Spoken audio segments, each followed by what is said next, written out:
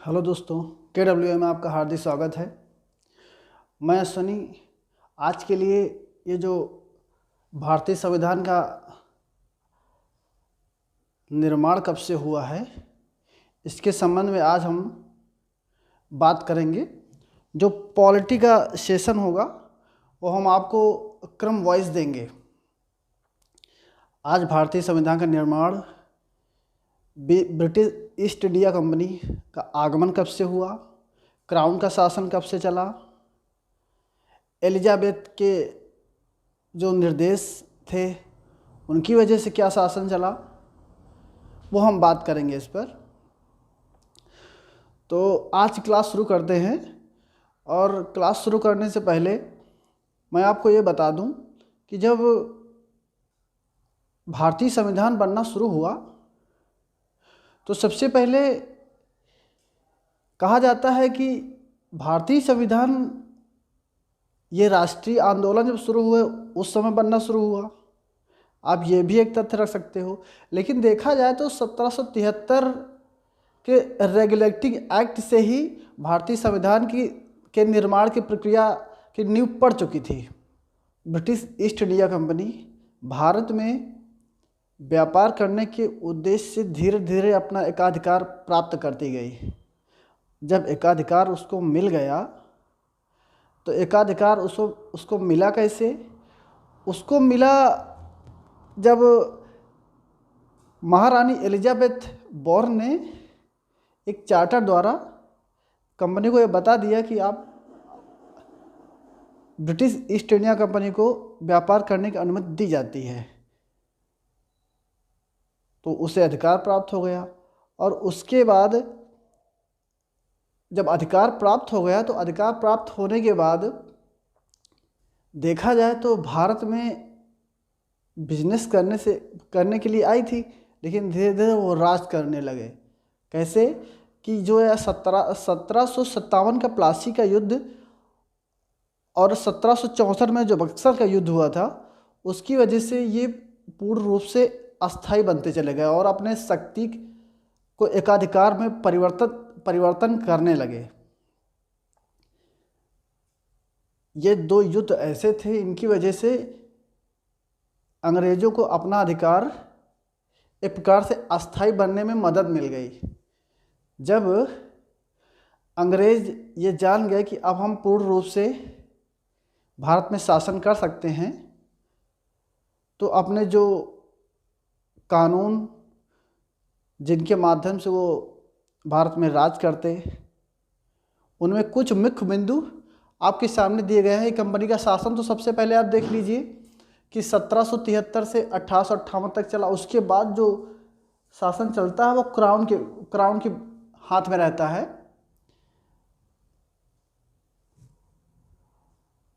Regulating act 1773 देखिए, ये बहुत इंपॉर्टेंट है। इस एक्ट के तहत भारत में केंद्रीय प्रशासन की नींव पड़ी। 1773 एक्ट ऐसा था जिसके माध्यम से ब्रिटिश ईस्ट इंडिया कंपनी को भारत में अपनी नींव मजबूत करने में मदद मिला। उसके बाद इस एक्ट के तहत बंगाल का जो गवर्नर थे उन्हें बंगाल का गवर्नर जनरल बना दिया गया। कौन बने थे? Warren Hasting. और इसी एक्ट के तहत 1774 में कलकत्ता में एक उच्चतम न्यायालय की स्थापना की गई थी। ये जो प्रतियोगी परीक्षाओं में ज़्यादातर ये पूछा जाता है कि कलकत्ता में जो उच्चतम न्यायालय की स्थापना की नींव रखी गई थी किस एक्ट के तहत रखी गई थी, तो वो 1773 एक्ट के तहत। किस वर्ष रखी गई थी? 1774 में रखी गई थी। ये जो उच्चतम न्यायालय की स्थापना हुई थी इसके मुख्य न्यायाधीश कौन बने थे? एलिजा एम्पे।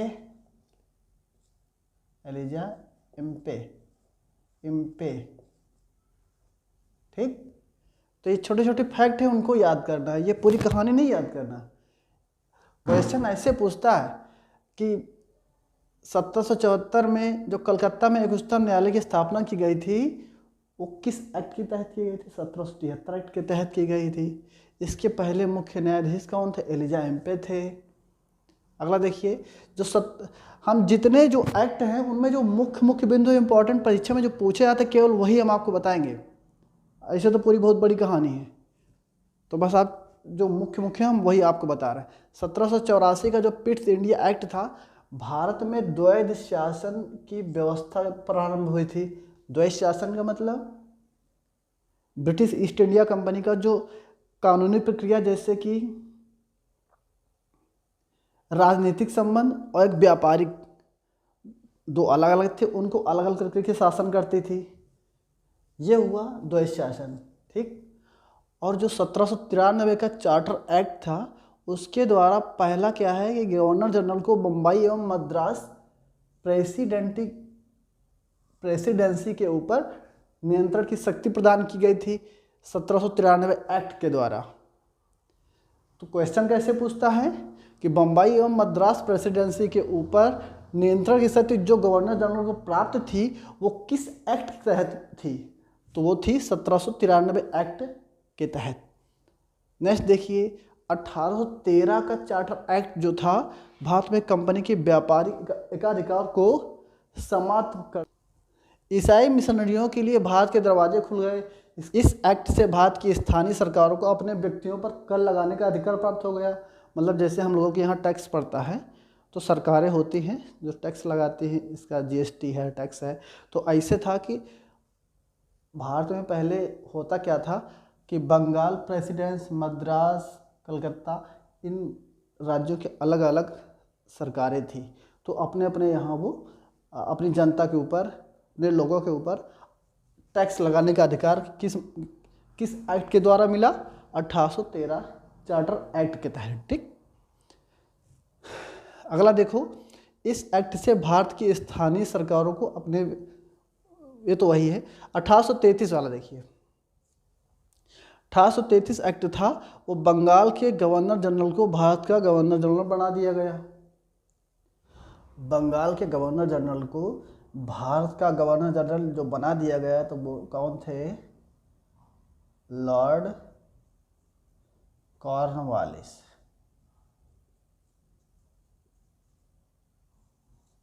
ठीक। दास प्रथा को समाप्त करने के लिए उचित कदम उठाए गए के तहत गवर्नर जनरल की परिषद में 6 सदस्यों में 4 भारतीय प्रांत थे। 6 प्रांत थे, उनमें 4 भारतीय और 2 ईस्ट इंडिया कंपनी अपना जो है इंग्लैंड से थे, 2 मानिए। तो 4 कौन कौन से हैं? बंगाल, मद्रास, बम्बई और आगरा, ठीक। 1858 तक ब्रिटिश ईस्ट इंडिया कंपनी का शासन था, और 1857 में जो 1857 जो क्रांति हुई थी, उसके बाद ये अधिकार क्राउन के पास आ गया था। क्राउन के पास आने के बाद ब्रिटिश ईस्ट इंडिया कंपनी का अधिकार समाप्त कर दिया गया। अगर आपसे पूछा जाए कि ब्रिटिश ईस्ट इंडिया कंपनी का अधिकार किस अधिनियम के तहत समाप्त किया गया, तो वो समाप्त किया गया है 1858 का भारत शासन अधिनियम से ईस्ट इंडिया कंपनी को समाप्त कर दिया गया, या कि अधिकार समाप्त कर दिए गए, तो ईस्ट इंडिया कंपनी भी समाप्त हो गई। इस एक्ट से गवर्नर जनरल का नाम बदलकर वायसराय कर दिया गया, जबकि भारत के पहले वायसराय कौन थे? कैनिंग थे। भारत में द्वैध शासन 1858 के भारत शासन अधिनियम से समाप्त हुआ, जबकि शुरू हुआ था 1784 पिट्स इंडिया एक्ट के तहत। शुरू कब हुआ था? 1784 पिट्स इंडिया एक्ट के तहत, और 1858 में द्वैध शासन को समाप्त कर दिया गया था। कि दोनों को जोड़ के रखो, याद रहेगा, नहीं तो भूल जाओगे आप। 1858 का भारत शासन अधिनियम ये क्या कहता है? कानून निर्माण में भारतीयों को भी शामिल किया गया है। जब पहले कोई कानून बनता था, उसमें केवल अंग्रेज लोग ही अपना सब मिल के कानून बना लेते थे कि भारतीयों को कैसे कानून लगाना है, क्या टैक्स लेना है, क्या करना है। और इस अधिनियम से क्या हुआ कि कानून निर्माण, जब कोई कानून बनता था, उसमें भारतीय भी सदस्य के रूप में शामिल किए जाते थे। इससे भारतीयों को कुछ राहत मिलने लगी थी 1861 भारत शासन अधिनियम से। अगला है 1892 का भारत शासन एक्ट, विधान परिषद में बजट पर बहस की शक्ति प्राप्त होने लगी। पहले बजट पर कोई बहस नहीं होती थी, जो बजट अंग्रेज लोग निर्धारित कर देते थे उसी के तहत सब काम होता था। अब क्या है कि जब 1892 का भारत शासन अधिनियम आया तो विधान परिषद में बहस, किसी बजट पे बहस करना ज़रूरी भी है। अब हम अंग्रेज़ कह रहे हैं कि हम 100 रुपये लगाएंगे, जबकि 100 रुपये लगना भी नहीं है, काम 50 रुपये में हो जाना है। तो जो बजट पे अधिकार रूपी ये बहस तो बहुत ज़रूरी है। बहस से क्या होता है, उस पर सुलझाया जा सकता है। और किसी भी बात पर, और वो भी बजट, पैसे की बात हो तो बातें अलग है। 1919 का भारत शासन अधिनियम जो आया था वो मार्ले मिंटो सुधार अधिनियम के नाम से जाना जाता है। क्यों? क्योंकि अब मुस्लिम समुदाय को पृथक प्रतिनिधित्व का अधिकार दिया गया था। इस जगह से क्वेश्चन कहाँ से पूछा जाता है, ये वाला, सांप्रदायिक निर्वाचन का जनक किसे कहा जाता है, तो वो लॉर्ड मिंटो कहा जाता है। किस वजह से कहा जाता है कि मुस्लिम समुदाय को पृथक निर्वाचन, ठीक है, लॉर्ड मिंटो अपना राजनीति भैया खेल दिए कि मुस्लिम समुदाय को अलग करेंगे, हिंदू अलग कर देंगे, तो ये अपना हरदम लड़ते रहे, आज भी लड़ रहे हैं, हिंदू मुस्लिम चल रहा है। और 1919 का भारत शासन एक्ट आया था, वो कहा जाता है मोंटेग्यू चेम्सफोर्ड सुधार अधिनियम। 1919 वाला लॉर्ड मिंटो सुधार अधिनियम कहा जाता है 1919 का। 1919 का मोंटेग्यू चेम्सफोर्ड सुधार अधिनियम। ये दोनों बहुत इंपॉर्टेंट है, ये एग्जाम में बहुत ज़्यादा पूछा जाता है।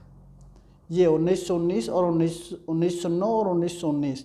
1909 में क्या, मुस्लिम समुदाय को पृथक प्रतिनिधित्व का अधिकार, और जबकि 1919 में मुस्लिमों को अलग चुनाव का अधिकार। ठीक, अलग चुनाव मतलब ये समझिए कि जैसे वोट डालने का अधिकार अलग, भाई प्रतिनिधित्व यही होगा, और तो कुछ प्रतिनिधित्व है नहीं। कि जैसे मुस्लिम हैं तो मुस्लिम को जिस एरिया से जहाँ मुस्लिम बाहुल्य वर्ग होगा वहीं से उसी वर्ग का आदमी खड़ा होकर अपना चुनाव लड़े, ऐसे था। ठीक, तीसरा देखिए, पहली बार भारत में प्रत्यक्ष निर्वाचन प्रणाली, चुनाव की प्रक्रिया जो है पहली बार कब से शुरू हुई थी, 1919 भारत शासन अधिनियम से। और चौथा है द्विसदनीय व्यवस्था। द्विसदनीय व्यवस्था मतलब विधानसभा, विधान परिषद या किसी लोकसभा, राज्यसभा, इस व्यवस्था का शुभारंभ 1919 भारत शासन अधिनियम से फिर से शुरू कर दिया गया। केंद्रीय लोक सेवा आयोग का गठन किया गया। इसमें क्या होता था कि लोक आयुक्तों की जो भर्ती होती थी इस आयोग के द्वारा होती। लोक आयुक्त